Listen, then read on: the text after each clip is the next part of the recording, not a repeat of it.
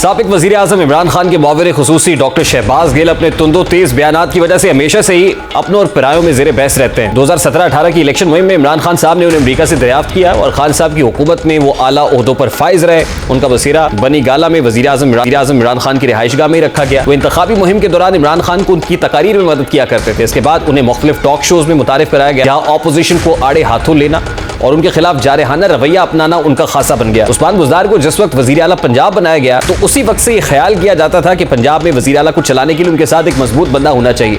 इस अहम मकसद के लिए खान साहब ने शहबाज गिल को चुना। यूं एक वक्त में वो पंजाब के डिफेक्टो वज़ीर आला भी रहे। वज़ीर आला पंजाब का तर्जुमान मुकर्रर होने के बाद उनकी सियासी इनिंग्स का सही मानों में आगाज हुआ, जहां उन्होंने मुस्लिम लीग नून की रहनुमा मरियम नवाज को अपना हदफ बनाया। सियासत में जिस तरह का चलन शहबाज गिल ने शुरू किया, उसने हमारी सियासत को दुलख्त भी किया। शहबाज गिल ने अपने हर सियासी मुखालिफ के साथ बदजुबानी की और ऐसी की कि पीटीआई के सारे बदजुबानों को पीछे छोड़ गए और इमरान खान का दिल और दिमाग बन गए। और फिर ये तान तक हुआ जहां इमरान खान की मोहब्बत में इदारों को टारगेट किया गया, जिसके नतीजे में उन पर बगावत का मुकदमा बना। फिर हमने देखा कि खुद खान साहब भी शहबाज गिल का दिफा करने से कासर रहे। इमरान खान की आंखें और कान बन जाने वाले शहबाज गिल की अपनी आंखें तब खुली जब गुज़श्ता दिनों उन्हें ज़मान पार्क में दाखिले के वक्त उन्हें और उनके गार्ड्स को रोका गया। प्रेस कॉन्फ्रेंस करते हुए शहबाज गिल बेबसी की तस्वीर दिखाई दी। उन्होंने दबे अल्फाज में तहरीक इंसाफ के लिए अपनी कुर्बानियां गिनवाई और बताया कि मैं अमेरिका से 30 लाख तनख्वाह छोड़कर खान साहब के लिए वापस आया। उनकी बॉडी लैंग्वेज से पता चलता है कि उनका सॉफ्टवेयर अपडेट हुआ है या कहीं ना कहीं कोई मसला जरूर है। अब शहबाज गिल खान साहब को इस तरह से दिफा करते नजर नहीं आते, बल्कि बहुत कम मीडिया टॉक करते हैं, उनको डिफेंड नहीं करते। तहरीक इंसाफ के अंदर से कयास आराइयां हो रही हैं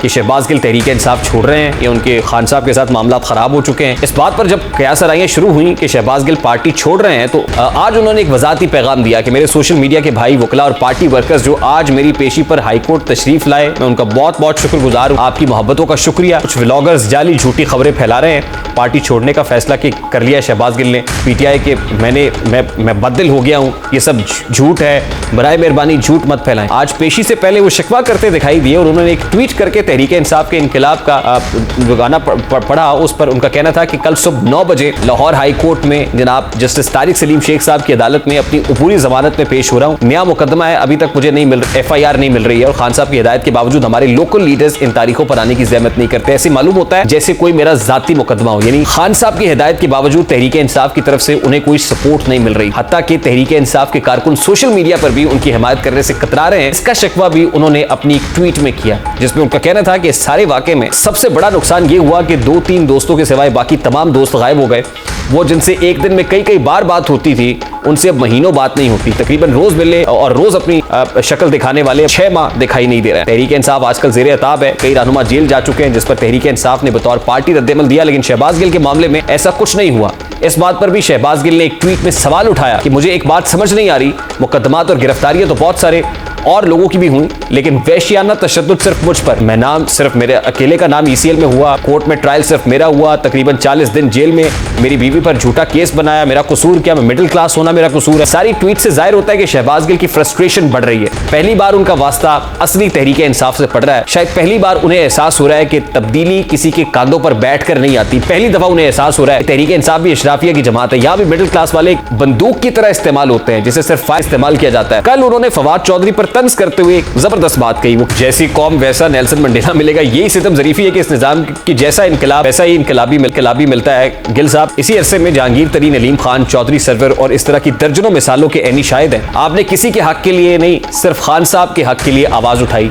आपने दूसरी जमातों के लीडरान का मजाक उड़ाया, उनकी गिरफ्तारी का मजाक उड़ाया। इसीलिए अब जो आपके साथ हो रहा है, आप इसके भी ऐनी शाहिद हैं। सवाल यह है कि तहरीक इंसाफ जिन नजरियाती लोगों को दुनिया भर से ढूंढ कर लाती है, कुछ देर बाद क्या उनका नजरिया तब्दील हो जाता है या फिर जी उनसे भर जाता है? बड़ा सादा सा सवाल है। दूसरी इंपॉर्टेंट बात जो शहबाज गिल आज कर रहे हैं, आस्तीन के सांपों वाली कर रहे हैं। पाकिस्तान तहरीक इंसाफ में कुछ आस्तीन के सांप मौजूद है। मैं जरा इस सारे मामले से रिकवर हो जाऊं तो यकीनन आस्तीन के सांप भी ढूंढ कर चुन के निकालूंगा कि वो आस्तीन के सांप कौन है जो पीटीआई को डैमेज कर रहे हैं। कुछ ऐसी ही बातें गुज़श्ता दिनों फैसल वोडा भी कर चुके हैं और फैसल वोडा साहब ने भी इशारा किया था कि पाकिस्तान तहरीक इंसाफ में कीड़े मकोड़े हैं, कुछ खास है, कुछ आस्तीन के सांप हैं जो असल में खान साहब का भला नहीं चाहते हैं। उसी से मिलती जुलती बातें शहबाज गिल करना शुरू हो गए। तो क्या देर से समझ आती है पीटीआई वालों को, और क्या यही रियलाइजेशन अब शहबाज गिल को भी हो रही है बहुत कुछ करने के बाद? और फिर सवाल तो ये भी है कि मोहसिन कुशी की बातें होती तो पाकिस्तान तहरीक इंसाफ ने क्या वतीरा बना लिया है कि बहुत से लोगों से बहुत सर्विसेज लेनी है और उसके बाद उन्हें टिश्यू पेपर की तरह फेंक देना है, या राख के ढेर की तरह, सरे शाम राख के ढेर की तरह बाहर उगल देना है? ऐसे बहुत सारे सवाल यकीनन शहबाज गिल के जहन में भी होंगे।